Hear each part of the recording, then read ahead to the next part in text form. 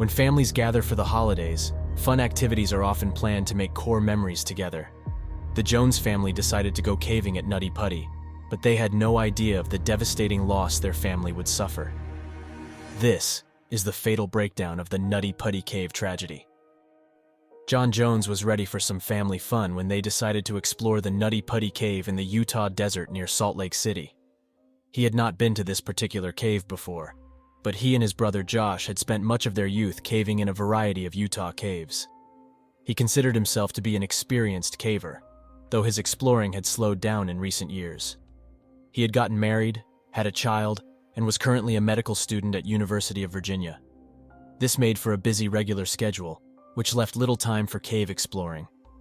During the Thanksgiving break, he was returning home to relax with family for the holiday. They planned a day of hiking and exploring at Nutty Putty, which is considered a beginner's cave by most. The main areas of the cave were interesting for everyone. There was the maze room, which had openings and tunnels leading around large boulders. There was a large ramped area called the slide, where the entire room sloped down at a 45-degree angle with a rope to guide you down. This cave system was well mapped in most of the traversable areas. There were also well-known areas that were more challenging, like the birth canal or the aorta crawl. These areas were tight and difficult to pass, so only more experienced cavers would be attempting to squeeze through these passages. Even with the known challenges, people still found themselves stuck in tight squeezes in these tunnels. Nutty Putty had just recently been opened back up to the public, after being closed for several years because of cavers getting stuck in these difficult squeezes. They were passable for some, but others would find that their shoulders or hips would just not pass, no matter how hard they pulled against the rock. After wedging themselves in the narrow space, they were completely stuck, requiring serious assistance to inch out backwards. Because of these rescues, a new permit-style entry was required, listing 2 experienced cavers per group. Josh had obtained a permit for a group to explore the Tuesday before Thanksgiving, November 24, 2009. John's pregnant wife Emily stayed back at the house with their 1-year-old daughter Lizzie to enjoy a more relaxing evening with the in-laws. Their group of 11 family and friends started off in the main open cave sections. Eventually, John and his brother Josh took 2 friends off to find more challenging tunnels to try. They had heard stories about the birth canal and consulted the map for its location. It was known to be a long, tight passage with a particularly tight squeeze near the end. If you could just get past the narrowest part, there would be a small room at the end to stand up and turn around. They knew that the birth canal would be tight and could be panic-inducing, even for experienced cavers. They spread out to try to find this particular tunnel. John and Josh took the passage on the left, moving through a small tunnel for around 15 feet. It undulated up and down in several elevations over the next 10 feet. There were outcroppings of rocks and tight squeezes that required a caver to twist their body in several orientations to get shoulders past, then hips, and finally twisting legs so that they bend in the proper direction. It was not a matter of simply pulling your body forcefully through a tight hole. This area was called the corkscrew because the few who had been through it were small and flexible, using all their skills to maneuver slowly through the panic-inducing contortions. After the corkscrew area, the passage angles up for another 5 feet or so, then turns down over a rock ledge with a sharp 90-degree bend to the left. Up until now, cavers had used this small area after the corkscrew to turn back on themselves if needed, and head back through the difficult section. 5 years before, a 16-year-old boy named Brock Clark was stuck in this corkscrew section. He was only 5 foot 7 inches tall and weighed 140 pounds, but got wedged when he was trying to turn around. It took 14 hours for rescuers to free him. John was in the exact spot where Brock got stuck trying to turn around. Since John was 6 feet tall and 200 pounds, he clearly knew that turning around in this part of the tunnel was not an option for him. He was in a 12-inch high space, with not enough lateral area for his pressed body to ball up for a turn. He pushed forward to the ledge area and squeezed over the top of it. It was a tight area to get through, but he thought he could see it open up down below. He sucked in his stomach and pressed himself through the squeeze, pulling forward on the rocks in front of him.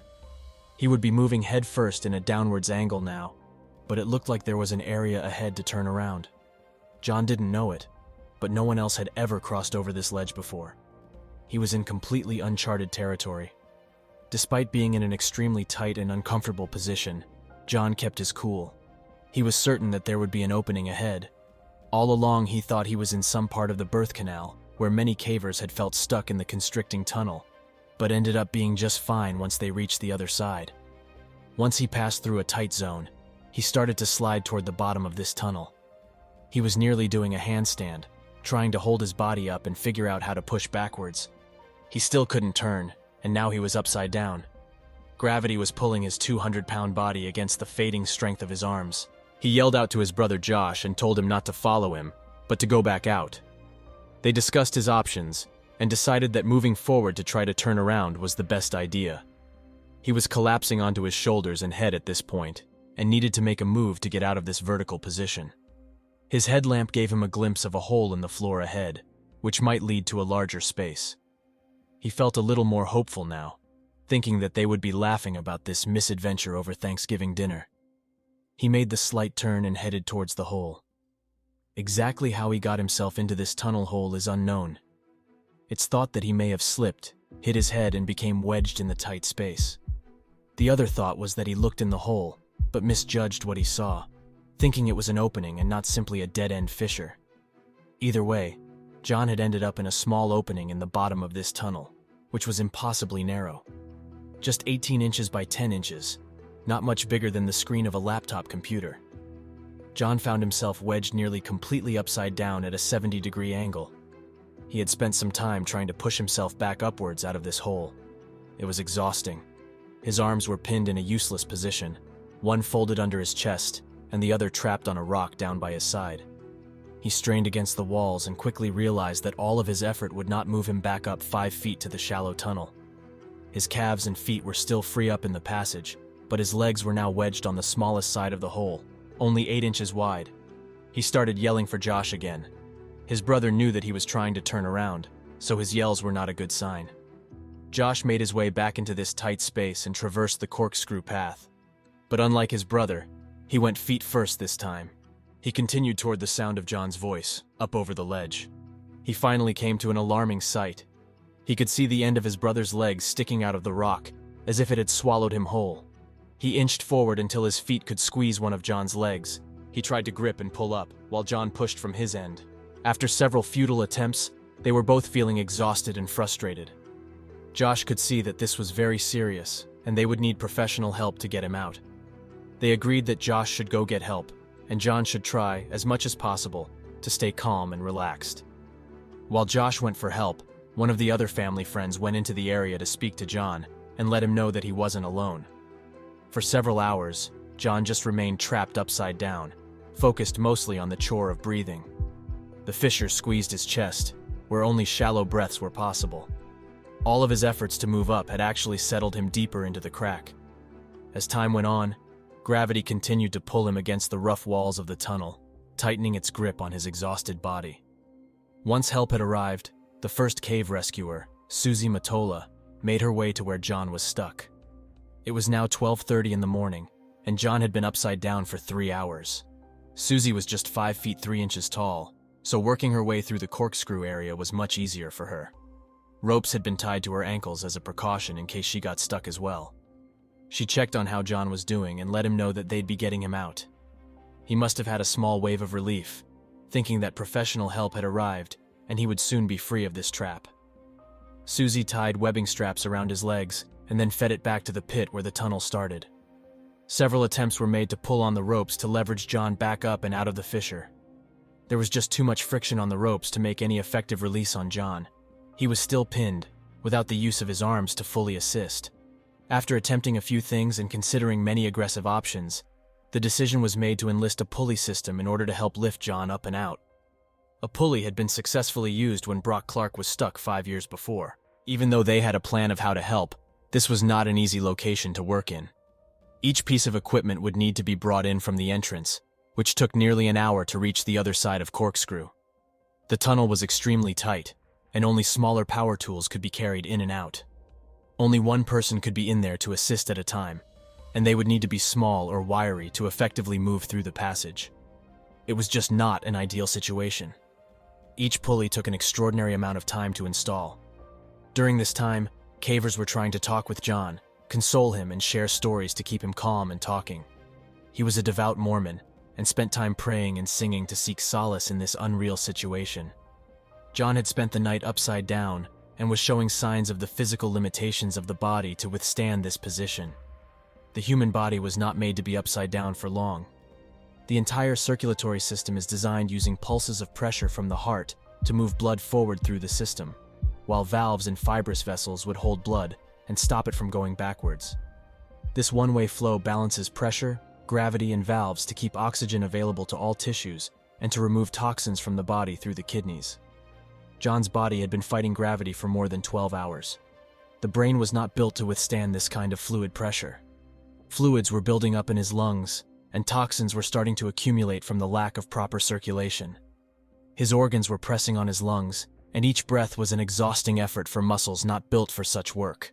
His breathing was slowing, and he was completely spent from the effort. Throughout the night, he had gone from being completely calm and lucid to helplessly thrashing his legs and hallucinating. It was excruciating to watch for the rescuers. They were helpless, exhausted, and feeling trapped themselves. The air in this cave system was warm and damp. It took a concerted effort to remain calmly breathing when you are restricted and can't move or even breathe properly. But the rescuers knew they could get out when needed. John didn't have that luxury. He couldn't expand his chest to breathe, and the air around him was losing its oxygen concentration little by little. During this time, a wired telecom system was brought down to where John was stuck. His wife spoke with him, encouraging him to hang on and be faithful. John assured her that he would be out with her soon. It wasn't until 4 o'clock that day that they finally got the pulleys in place to move him. Ryan Shurtz was in the tunnel when the system was ready to try. John's body had settled into the narrow side of the opening, so Ryan had to push his legs over as the team pulled from outside. Each heave moved him inch by inch up out of the hole. By this time, John's legs were in excruciating pain. A rope had been tied around his legs for hours as rescuers tried various methods to help him out. They were completely blue and had no discernible pulse, yet each tug had him call out to stop as his nerves were ultra-sensitive at this point. They paused to give him a moment to gather himself, and then tried again. It seemed to be working. John was finally being pulled up out of this hole. He was raised enough for Ryan to look down to make actual eye contact with him and pass down a tube to drink Gatorade. This effort was extremely slow going, and they were all exhausted from the difficult effort. Ryan was squeezed in a tunnel just 12 inches high and had his head near John's legs as they worked him slowly out of the tight 10-inch fissure. Although they were making some progress in lifting him up, they were no closer to getting him out. His legs were hitting the low ceiling above his tunnel, and twisting them into the passage was impossible. He had no control over his legs now, after 19 hours upside down. Without his help to delicately bend his knees to the side, they were strongly considering breaking his legs to get him back into the passage, because time was running out for John. Then, in a sudden moment of blinding pain, Ryan blacked out. When he came to, he was bleeding heavily and confused. The rope, holding the pulley to a natural arch section in the cave, broke and whipped the carabiner and pulley directly into Ryan's face. He suffered damage to his face, lip, and tongue, as well as a concussion. He had to get out of there quickly. John was back where he started, completely wedged in the tunnel with the circulation to his arms cut off and his legs completely dead. He was unable to help free himself in any way. This moment started the final demise of John Jones. After Ryan was checked out in the pit and then sent off to the hospital, his father Dave took his place in the passage with John. It took an hour to re-establish the pulley lines, and Dave tried to tie a rope around John's body, but couldn't get the rope past his wedged torso. All the time Dave was with John, he was not responsive. This entire operation required John's help to effectively rescue him. There was no way to lift his 200-pound, 6-foot frame without him pushing and trying to leverage himself in some way. In Dave's effort to tie up John, he got himself stuck for about 15 minutes. Their desperate effort to help save this man had put both his son and himself in danger. It was a devastating reality. Once he had pushed himself back into the 12-inch tunnel, he was exhausted and had to leave. Brandon Kowalis took his place and brought in the telecom system so John's family could talk to him. His wife Emily expressed her love and told him to take a break and rest after all of his effort. She still truly believed he would be coming out, but Brandon could see what she could not. John was no longer responsive, and no signs of life could be heard. Over the previous several hours, Ryan reported the gurgling breaths that John was struggling with. Now, There was silence. The rescue team gathered in the pit area inside the cave and discussed the situation. It was determined that a medical professional would need to confirm that he had actually passed. A paramedic was sent into the tight section to confirm what was suspected. At 11:56 on Wednesday, November 25th, John Jones was pronounced dead. The rescue teams worked for 24 hours straight to try to free John, but it was just not possible with his upside-down position. The clock was ticking, and he just ran out of time. John survived an extraordinary 27 hours in an inverted position, which is 3 times longer than what was predicted as possible. The 6 rescue personnel who actually reached John in that rocky prison were truly heroic. They willfully placed themselves in a portion of the cave that was unmapped with many known risks. They were selfless in their efforts, maintained a calm demeanor, and never gave up on a seemingly impossible rescue. After they determined that recovering the body would be impossible, John was left to rest in the Ed's Push section of the Nutty Putty Cave for eternity. The entire cave system was closed off with concrete, never to be explored again. A plaque was placed there to commemorate the life of John Jones.